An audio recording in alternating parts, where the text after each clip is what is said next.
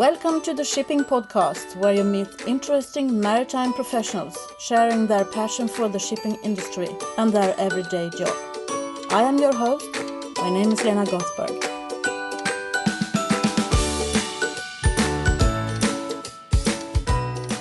Welcome to the 52nd episode of the Shipping Podcast. If this is one of the first episodes that you are listening to, I must stress the fact that there are 51 more interesting people to listen to. Today I'm going to introduce you to Lars Säfverström. He's the group co-chairman of GAC, that is Gulf Agency Company, in Dubai. Lars is from Gothenburg, and he has lived abroad for more than 30 years. We're going to listen to his story soon. But first I want to say that the first time I met Lars was in Stockholm at the Vista International Conference in 2011, when GAC decided to be the main sponsors of the Vista International Conference. Lars and his wife attended the entire conference, and they were really enjoying themselves. And I think at least 3 times they told us afterwards, this was our best invested money in a conference ever. I'm just saying that so that you know. We sat down in my office on the 12th of September. And what you can hear in the background is actually trams. I live in Gothenburg and there are a lot of trams.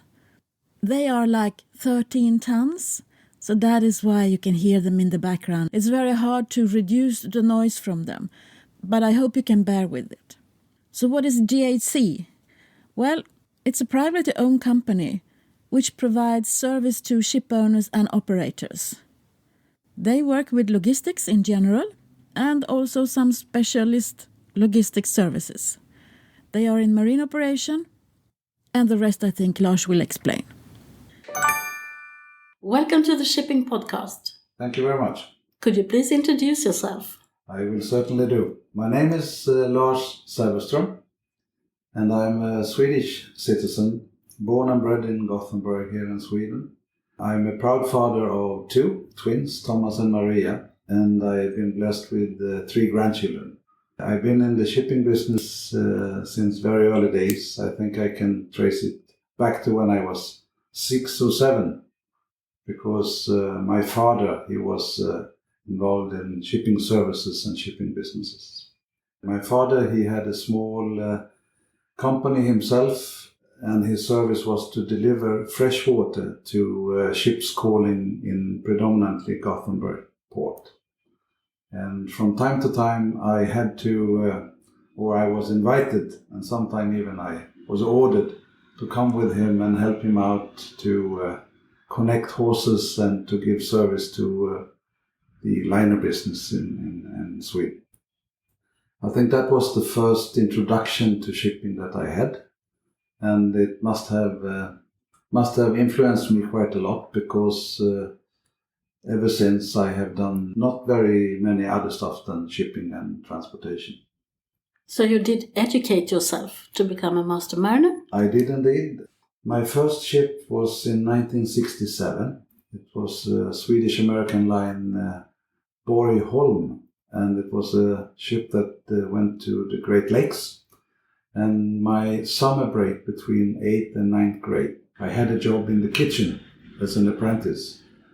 And that was probably one way for my parents to see if I was still crazy enough coming back to take up a career in that industry. And much to their surprise, but to my delight, I was convinced that that would be my professional industry. So did you have any brothers and sisters? I had indeed a brother that is 3 years older than I am, and 2 sisters, younger sisters. And my brother was actually trying also, he is a radio operator, he was a radio operator, so he also went to sea. He was not as convinced as I am, because he had 2 trips on the North Atlantic in the middle of winter. I had a summer trip, that's my first time. I think that was the difference. So he left never to come back, but I stayed. I see. And then in 1973, I became master mariner here in Gothenburg. and sailed for 8-9 years with Broström. Eventually married my wife that I met on board Swedish Lloyd's Saga, where I was the second mate. She was working there. And temporary 3 weeks job on Saga became 1 year. And then we decided to marry, and still married. And since then I was keen to continue shipping, but from the shore side. So what did you do then? Well, actually, in order to improve and increase my way of my opportunities ashore, I became what we call a reserve officer in the Navy. So I had 2 years of Navy work, studying and also sailing on minesweepers, on icebreakers, and on hydrographic ships. Then I had a small break, 6 months. I was trying to sell trucks and rent out trucks. To sell containers, I think I was a little bit influenced and impressed by Christer Eriksson at the time. And the realization that you can do more with a container than what was done at the time. And I was employed by a small company to try to improve on the container logistics shore side. But that lasted only for 6 months for me. And then I became a terminal manager for a newly startup of Ro-Ro traffic, North Sea traffic in Gothenburg. After a year, I was employed by ACL, Atlantic Container Line, as a ship's planner, cargo planner, and eventually terminal manager for Scandinavia, based in Gothenburg. 8 years later, because I always had that nagging feeling that it would be nice to do shipping, but maybe not necessarily out in the port of Gothenburg. That was both wet and cold most of the time. So I was trying to get a job with a company called GAC. Well, today GAC, at the time Gulf Agency Company. And they had predominantly business in the Middle East. Since it was a company, an offspring of a Swedish company, Nyman & Schultz, they still employed quite a lot of Swedish people in the Middle East. So, and I always had been a bit intrigued by the way they developed their business. But it took actually 3 years and 3 interviews for me to eventually land a job there. But in January 2007, me and my family, we flew to Dubai, and I've been based in Dubai except for 4 years when I was in Greece, where we had our head office. But other than that, I've been in Dubai 26 years now. So 30 years this year with GAC. Fascinating company, fascinating business, and great people. So what do you do? What is GAC? Well, GAC is a service organization. Anything related to ships, transportation, marine, and energy, GAC is involved in. We started off, as I mentioned, as an offspring of the Swedish Nyman & Schultz. So shipping agency, travel agency, and to a smaller extent, freight forwarding was the start of the company. Started in Kuwait, 1956, which means we celebrate our 60th anniversary this year. And our clients are to be found in shipping, in logistics, and the marine industry. We do offer traditional agency services. We have distribution centers, regional distribution centers around the world. We have tugboats, barges, cruise supply vessels. The offshore industry is a very important industry for us. So we do a little bit of everything. And of course, that is against all the rules. You can't be a jack of all trades. And I agree, you can't. But if you try, make sure you are the best. Then you have a niche of your own. I understand that when you started, there were 2,000 employees? Yes, 2,000 employees in the group in 2007. And today we are actually 9,000, a bit more, 9,000. We had a deliberate strategy 25 years ago to become less dependent on the Middle East as a market. Because as you know, the Middle East still today offers a lot of challenges, both politically and stability-wise. Although it's a tremendous economical development and strong market in itself. But we felt that we have to mitigate the risk a little bit. And the best way for us to do so was to establish operations outside of the Middle East. We started in Nigeria, not because it's much more stable than the Middle East, but due to the fact that many of the clients we served in the Middle East asked us to be in Nigeria. Also in Asia, in Hong Kong and Singapore, the Indian subcontinent, India, Pakistan, Sri Lanka. And today we are a worldwide organization. We are in 46 countries. Have a lot of offices, smaller offices, because we believe it's easier to have your own corporate identity if you have your own people, your own network. So we have about 350 offices around the world. And by having that many offices, some are big, some are small. The smallest is probably 2 people and the biggest is 1,000. So the range is quite big. I understand that your country managers are sort of swapping countries from time to time. Yeah, we don't have a set pattern of swapping people, and it's not. I think looking back, you can say that we started off as a Swedish organization. Swedish roots, no doubt, Swedish values, Swedish everything. But very soon you realize that it's less of a nationality, a national identity. It's more your identity. Your history shapes you, obviously. And as we go along, we are less Swedish. We are more GAC corporate identity and culture. No doubt there are many Swedes still in the company, but what is the Swedish national today?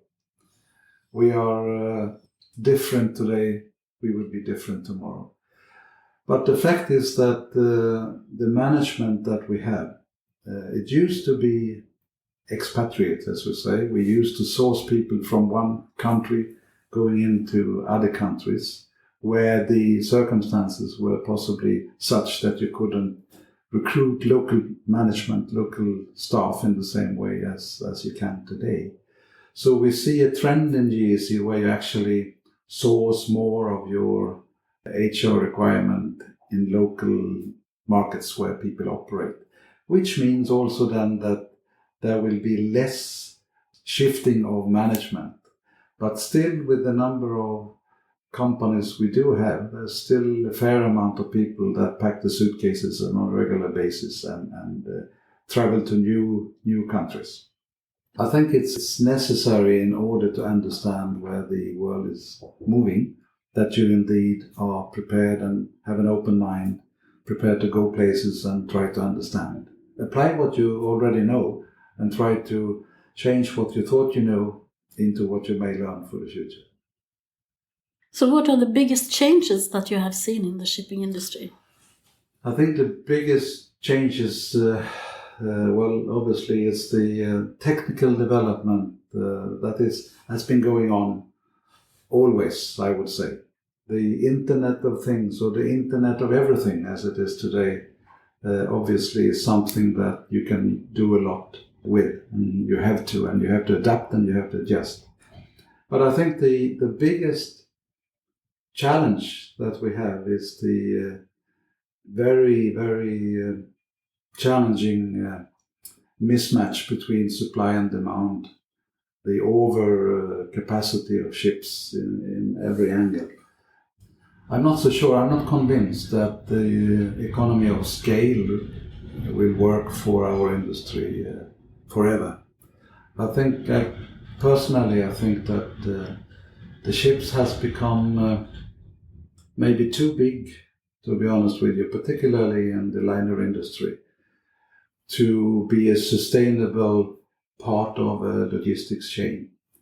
I think if you see all these huge vessels, and I don't think it's a question of technicalities. Obviously, they are safe and sound and performance-wise fantastic, no doubt about it.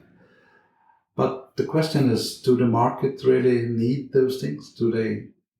Is the market as disciplined as we would like it to be? Can we expect terminals around the world to provide the infrastructure that they need in order to be financially viable? I'm not so sure. I'm not convinced. No, I think we are looking at a new pattern for trade. Yes. I think trade in itself, I think you will see the trade, the per ton kilometer, it has peaked in a way because you don't source your resources in the same areas where you used to. And you will see more domestic logistics requirement, more domestic shipping than the long haul that we were used to.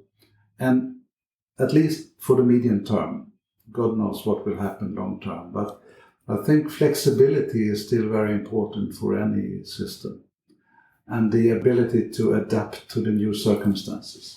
And I believe that the bigger hardware and size you have, the more fixed you become in your system. It's so interesting to hear you talk about Internet of Everything, because no one brings that up if I don't. No. So let me hear your views on that one, for shipping. Well, my view for shipping is that I think it offers a lot of opportunities. However, I think in general we are far too naive about implementing it into systems. And I not only with the Internet of Things, but the whole new opportunities that are out there, we can apply it on our hardware, but what hasn't changed is, of course, the human ability to adapt, the human understanding that shipping is still a lot driven by weather conditions that we can't control. And of course, somewhere you have to adapt all these technicalities and all these technical opportunities to something sensible. And I am dead scared that we allow one side to take over and drive things in one direction which we can't afford, because at the same time, just to do things as we always have done is not an option. But that is a given. Shipping has never done things that they always did. I can see shipping has always adapted to new things. And I can't think of any business leader who is more keen to adapt to something that makes long-term financial sense than ship owners. But why do you think we are naive? Who is going to take advantage? I think we are naive because we may not necessarily see that shipping requires to always look at the bigger picture. And when you start to outsource bits and pieces of a big pie, the risk is always that you lose the bigger picture. And I believe that we are driven by this economy of scale all the time. And of course, it's a theory good as anyone else, and it may apply in many businesses. But to surrender to it and just buy bigger, faster, and nicer is not the thing for shipping, I believe. I think where you have the biggest challenge is to allow the players in the shipping industry to have a sensible discussion about where we are going. It may not be the right thing for a big shipper to start to get into shipping, or a big importer or exporter nation, for example China, to look after their own transport needs. It's not a given that is the right way forward. I think, Lena, where I believe shipping still has a thing to do is to accept the fact that it is still as international as it has always been. But the international view is sometimes forgotten. You have a lot of national interests, national self-interest that is dictating terms and conditions for what used to be an international trade. And that is not so easy maybe to solve. And then you have got the market which consists of the big dragons. Sure. And then you got all these family-owned small businesses, ship owners with 5 to 10 ships, Yes. who doesn't really see the advantage with the Internet of Everything. Yeah. I know they all know all about technical details, Yes. but to take that step. Yes. I beg to differ. I think the strong ones are the smaller ones, the family-run businesses. They live so close to their business. They know their people, they know their hardware, and they make sure that they use what is necessary for the future. Where they may be weak is obviously their financial strengths and resources. So I'm not saying they're weak in financially, on the contrary, but they are more keen to make changes and implement changes that will give return that is good for them. So I think actually the family businesses, the 10, 15, 20 ship operator, they will be there tomorrow. I'm not convinced that what you see big today is a guarantee for tomorrow. We saw, for example, recently the big container Hanjin. We saw alliances that are being formed. And of course, when alliances being formed, it's based on economies of scale, which is necessary. But I don't think that alliances and size will, in shipping, make it impossible for the smaller ones, the independent ones. No, but I also think that, you invest in a ship and it's yours for the coming 20 years at least. Yeah. So if you don't invest today in the next technique, the technical leap that we are taking now, then you are a bit behind. Yes, but I think they do. But they may not make such a noise of it. Okay. And I think there is a lot of interesting development going forward. For example, GAC, we have what we call a service called Hull Wiper. We've been developing this for the past 5-6 years. It's an ROV operated vehicle that cleans vessel under hull cleaning. It's based on the fact that safety security is a big issue today. If we can minimize the number of divers we have along ships, the better. It's also based on the fact that the environment requires different paints. You can't send divers down with steel brushes and destroy your paintwork that's supposed to take away the growth. So with all these developments, it makes such a big sense. The ones that understand this, and the ones who are curious, and the ones who are skeptical to start with but come on board big time, they are the smaller operators. They understand, because they realize that my ship, my investment, I will try to maintain for a long time. So I better look after it. And this is a new invention. Same with, for example, we have a joint venture with SMHI. We do provide weather routing. We've been doing that for the past 10 years. Started off as a very small joint venture or joint alliance with SMHI to provide weather routing to ships.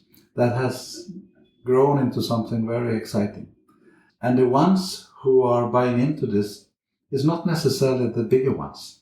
It's the smaller ones that understand that sometimes you need help to do these things. So I am not as convinced as many people are that size is everything. And I believe that if it makes sense, even the smaller operator will invest. Is that due to the fact that the big ones have got in-house technical departments? Or Sometimes I think in-house technical department is very good.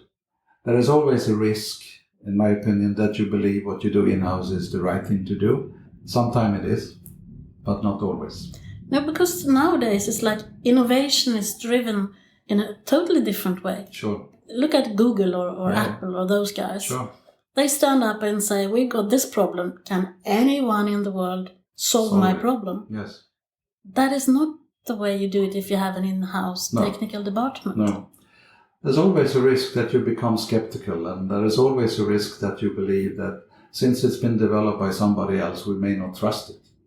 But And I don't think that is necessarily a shipping industry related thing. I think this is human being. It's harder, no doubt, to tell your internal resources that what you've been doing for the past 5 years may not be the right thing to do. So you have to keep an open mind. That's not to say that you need to get rid of all your internal resources. On the contrary, you have to make sure that those resources are being influenced all the time, being out there, being part of what's going on. Yeah, I agree. This little grey and rainy city has got some excellent other companies. I'm thinking about Volvo, for instance, with their autonomous cars. Yes. And other stuff like that. That is also happening now, the autonomous trend. Yeah. What do you think about that in shipping? I see no reason why it can't happen also with shipping. I think the technical development, the experimenting and all the right thing that is being done, fantastic. I think where you may face a hurdle and where, at least from my limited horizon, where you see the challenges is that when you try to commercialize those things, when you try to commercialize it into an international market, then the risk is that you think that your evolution and your invention is selling by itself, or it's so good, so you don't really need to commercialize it. That's where you have the problem. And of course, it's hard for someone to convince someone else to buy what you already know is so good, because you may have spent 10 years to develop this fantastic tool. And then year 11, you think it's a done deal, but then you have another 10 years to introduce it to an international market. That's a challenge in my opinion. But no doubt, I think Swedish shipping industry tradition is still held in a very high esteem internationally. Why limit to Sweden? We know Norwegian and Danish, and it's all very highly regarded. Yeah, and I see new inventions every day. Absolutely, yeah. Here. Yeah. And I think it's a tradition from the time when we had all these shipyards in the Scandinavian countries. Yeah. Shipyards, and also the fact that we, after all, we are an island, a little bit remotely located, and if something should happen here, we have to go out and make some noise for it. Otherwise, it will not happen. No, I agree. And the market, our market is so developed today. Well, I was thinking driving in here this morning, it's such a highly developed market. And what most people can enjoy in this market, many people cannot, I wouldn't say afford, many people can't. And what we appreciate here is maybe not appreciated by most. So the world is still full of challenges, and I think our realization must be that what we can invent possibly in this part of the world has to be introduced to the market in a different way than how we introduce it here. But sure, many fantastic developments are coming out of this part of the world. But so is also a lot of fantastic development coming out from India, for example. Amazing. Yeah. Africa, amazing. When you talk about certain things in Africa, they never heard of because they skip that step. They go straight into the Internet of Things. So my theory is that shipping will do the same. Yes. We will skip and we will go into the next step. I think you're right. Because I preach that everything that happens on land will happen at sea. And then it takes such a long time, so it will have been developed so much, so we will go directly into the next step. But shipping has a problem. We have had a problem for many years, and that is, I think, always. Because it's an industry that has very low visibility among most people. We don't exist. It's just a question of trade is functioning. Only when things go wrong, as we know, shipping will make the headlines. And very sadly, when do you read about shipping in Financial Times? It's when Hanjin goes in belly up, for example. It's when if you have an accident and things like that, which is very sad, very poor. Does it have to be so? I don't think so. But how do you fix it? It's very difficult to Have you read my script? That is my next question. I haven't read your script. How will the shipping industry become more visible? Well, by just keep on doing what we do so well. And don't miss an opportunity when things go wrong to stand up and speak for the industry. Don't shy away, don't hide away when things go wrong. For example, when companies of financial reason go belly up, you have to be out there and talk about all the good things that we actually do and all the good things that is done everyday basis. I read an article some time ago about someone in the States who said, I don't need shipping, I do all my shopping on internet. And if that is, and I'm afraid that may be a perception that is not so uncommon. And then you realize that there is a lot of work to be done. But we need to talk about it also the other days when we are not on the front page of the... Absolutely. Why don't we talk more about... my theory, I got a theory there as well. Yeah. We speak to each other about shipping. Yes.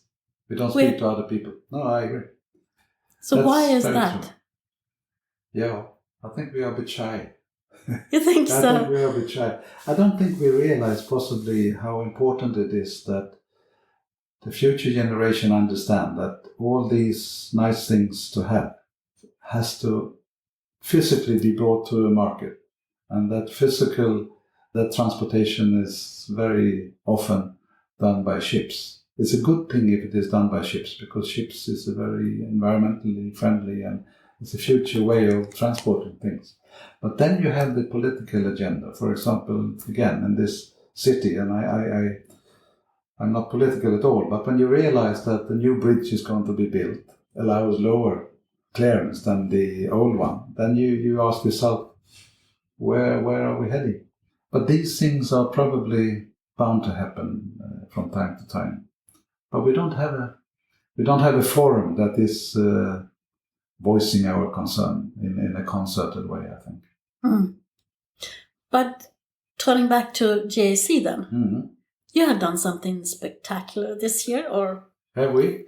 Yeah, I'm thinking about the sailing race. Oh, yes. That's good. I'm glad you mentioned it. We are supporting sailing. We sponsor some sports. Football, golf, sailing, and bicycling, actually. Why are we doing this? Well, if we start with football, as you know, there is very little in the country of UK that doesn't go through all the system better than football. So when we made an investment many years ago in UK to acquire a company and to establish ourselves as a logistics provider, logistics operations in UK, we started to sponsor a football team in order for our brand to be present in that market. And it was amazing what impact it had. Then we looked at various verticals in the market where we would like to be. Yachting is close to shipping. Super yachts, sailing came quite early. And then we understood that the Volvo Ocean Race, they were in the market for a logistics provider at the time. So we felt that if one vertical in the market for us in the logistics side would be sailing, yachting industry, then it would be good to know that industry a little bit better. So we were successful in becoming an ocean race logistics provider last time around. And at the same time, we started to sponsor Ian Williams and a team together with the partner Pindar. So now we have the GAC Pindar sailing team. And that is match racing. And Ian and the team, they have been very successful in the past. And since the match racing circuit has changed from monohull to catamarans, Ian took the challenge together with us last year to buy a catamaran and to start sailing there with the M32 catamarans. And lo and behold, yesterday or the day before, they became the Scandinavian Series champion, which was fantastic for all of us. Yeah. We do this sponsoring of sailing in order for us to understand how sailors think, in order for us to understand what that part of the industry, how the dynamics of it. But also we do it because sailing on that level is not driven by a lot of money, believe it or not. It's a very hard-working young people who would like to, sports people, very professional, and we like to support that. We also like it's an internal thing. We like our staff, our colleagues to feel proud now and then and be able to use that vehicle to promote their local business. So it's all a good thing. And I'm very happy and glad that you noticed it this weekend. Yes, I did. It was all over the news. Good news, good news. So, and then bicycling. Bicycling, yes. That's also it's a company called Roley. They produce bicycles, the manufacturing of bicycles. And we are their logistics provider. And also in order to understand that industry, it's not a bad thing to go in it and support it and try to learn from it. And also to build a network of contacts and understand the dynamics. Yeah. So it's the same reason. And it's a healthy sport. It's a coming sport. And very often it's being shipped also as a cargo in our containers. So you told me before that you're approaching a very significant day in your life now. Yes, indeed. Turning 65? 65. And yes. Are you going to continue to live in Dubai, or are you coming home? Or? No, I will definitely come home. I will retire to Gothenburg. How about that? And that has always been the plan, actually. We always had accommodation here. When you live out as we have been for such a long time, and when you have a family, it's safe, it's good for the kids to know that there is somewhere to live. Sometimes you need to go home, sometimes you just have to for whatever reason, and then it's good to live in your own little accommodation. But I have also, we as a family, we have always said that we will return back home. We are on this journey, and that has taken us away from home for a number of years, but home is always home. And the kids are both here in Gothenburg area, and I guess that's where home is. Will you stay forever, 365 days a year here? I'm not so sure. But I can hear that you have got GAC in your heart as well. I do indeed. I have GAC in my heart, and I will continue as a non-executive director on our main boards. And of course, GAC is not a work, it's a way of living. And with all these exciting things that happens and has happened, with all the people that you have interacted with and all the friendship that you have, you just can't drop it because you happen to pass a stage in life. I agree. And as long as you are curious and meeting new people, it's just a blessing. It is. You know, we are long-term, and I guess most people and most companies claim that they are long-term. And yes, we are long-term indeed. Some people say we are too patient sometimes. We invest in things, we are too patient. We are losing money year after year on certain things. But if you believe in it, and if you know your financial situation, you know your cash flow, you know your obligations, you still believe in that particular investment, well, very often we have seen eventually it will start to pay off.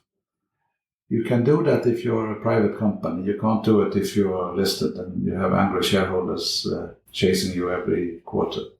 So I think for our industry, what we are doing, the industry we are in, the company we have, it's a good mix. So who would you be interested in listening to in a podcast? Who do you think I should meet the next time? Oh, that's a good question. I think, why don't you try to meet someone in the industry, IKEA or what else? One of the bigger, Volvo. How do they perceive their situation as a buyer of freight? Because I think shippers and receivers today, they may have, in my personal opinion, they have been driving a bargain that may not benefit them in the future. I mean, something is wrong when it costs you $500 to take a container from China to Sweden. And if you look at the transport resources to do so safe and sound and the way you want it, it just doesn't make sense. And then you have a liner business that goes down. All of a sudden, the same freight rate is close to $2,500. Nothing has happened really. It's just that the player has gone up. So it would be interesting to hear and listen to those people who are buying freight. Are they long-term? How do they plan? What kind of discussions would they like to have with the players in the market? It's on my to-do list. That's very good. That's very good. Thank you very much. Thank you, Lars, Thank you. for taking the time. Well, my pleasure. And good luck going forward. Thank you. I think that Lars is a wise man. He is such an open-minded person. And I find it very interesting to talk to people like that. I think you understand that if you listen to more than one episode of the Shipping Podcast. I did some deep diving into statistics of the Shipping Podcast, because January 2017 is a world record for me. There were 4,635 downloads in 139 countries. And that is amazing. It's so much more than I could ever have expected. So if you think about it, it's 4,635 downloads, and the last episode with Lakshmi was almost an hour. So it's 4,635 hours. I can see that most of you are listening from your mobile. But there are still people who want to go to the website shippingpodcast.com and listen directly from their personal computer. I can also see the trend that you listen to 1 or 2 episodes and then you go back and listen to the entire back catalogue. That is what I do when I find an interesting podcast as well, so there is nothing strange about that. The only thing I want you to know is that I have become better and better when it comes to the sound. I've studied so much and I have listened to so many experts on sound. So I think the sound now is so much better than in the first 5 or 10 episodes. But then again, the people in the first 10 episodes are very interesting to listen to, so I won't delete them.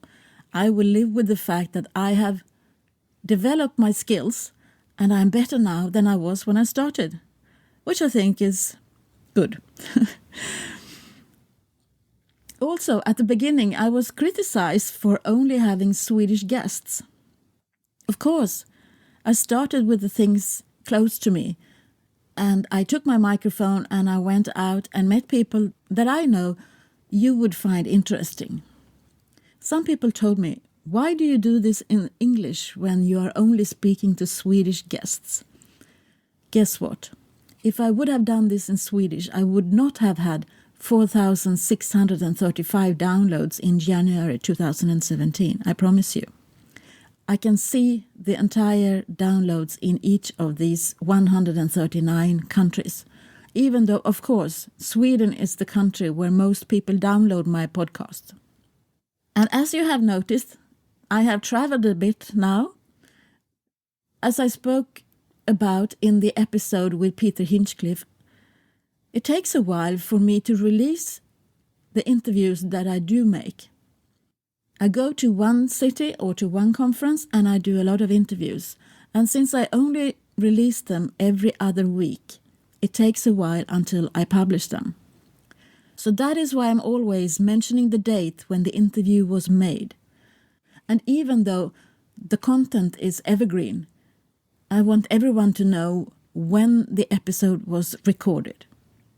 I can tell you now that I've got so many good interviews coming up. I have episodes for you until the beginning of June. Some of you reach out to me and tell me what you think about the podcast. Some of you come with suggestions about guests that I should interview. I have the biggest Excel sheet ever, where I also take note of what my guest suggests. Some of them are feasible to reach, and some of them are not. I have some dream guests, but I think I will save them until I've gone a little bit further on this road to success. Thank you for listening to this. That makes my world go around. I think I'm doing something important. I think I am raising the interest for listening to people working within the maritime industry, and that has been my goal all the time. What you can do for me is to go in and write a review on iTunes. That will be added into the algorithm for the Shipping Podcast to reach the top lists. The more reviews, the better. If you've done one already, you can do it again. No problem at all. I would try to set a world record of that as well if I could, but it's not up to me, it's up to you. Thank you for listening. In 2 weeks' time, there is a new episode.